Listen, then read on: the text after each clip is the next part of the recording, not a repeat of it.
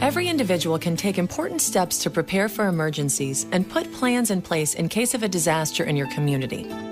If you have a disability or other access or functional need, you may have to take additional steps to protect yourself and your family.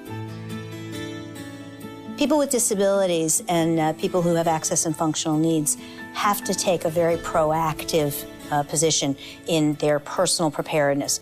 If you think about it, we do it every day. We're ready for the next little disaster that we will face every day. I always say prepare as if no one's coming to rescue you, because the reality is in a moderate or large event, no one is coming to rescue you anytime soon. It may be a very short period of time, it may be a more extended period of time, but you need to prepare as if you're not going to have any of the resources that you might typically depend on. The best way people can start to plan is by looking at the individual parts of their daily lives and figuring out where the potential gaps are. Do an inventory of yourself. Do an inventory of the things that you use on a daily basis to be living independently, and then think about what is essential. Think about the strategies, services, devices, tools, and techniques you use to live with a disability on a daily basis.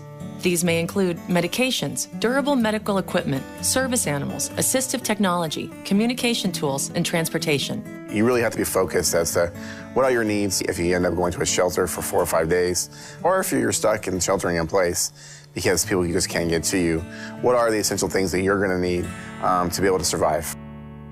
As you think about assembling a support team, you need to be thinking about who are the people in your workplace, who are the people in your neighborhood, who are the people in your community, who might be able to assist you. Go over your emergency plan with everyone in your support network.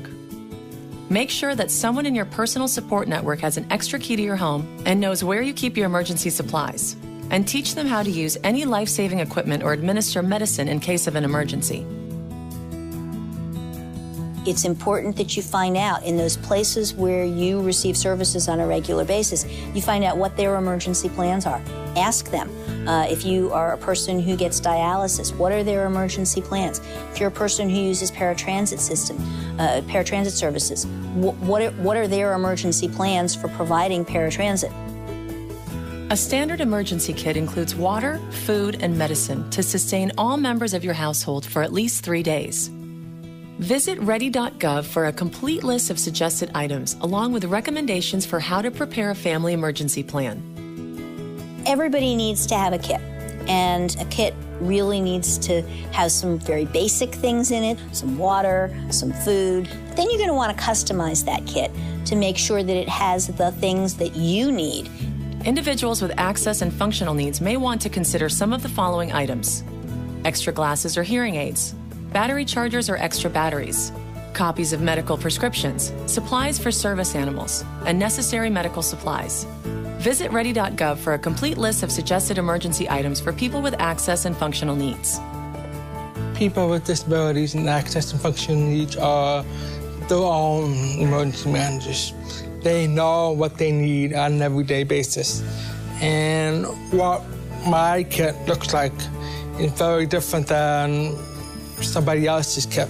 You want to be thinking about what is it going to take for you, both in your home and out of your home, to be able to maintain your health, your safety, your independence for a period of, a few hours to perhaps a few days. Preparedness is actually a 365-day-a-year activity that all of us should take very seriously. It's important that every day we do a little something to keep ourselves as prepared as we possibly can. The most empowering thing you can do is take charge for yourself during disaster, during the little storms and the big storms. And that's probably the most positive thing you can ever do for yourself as a person.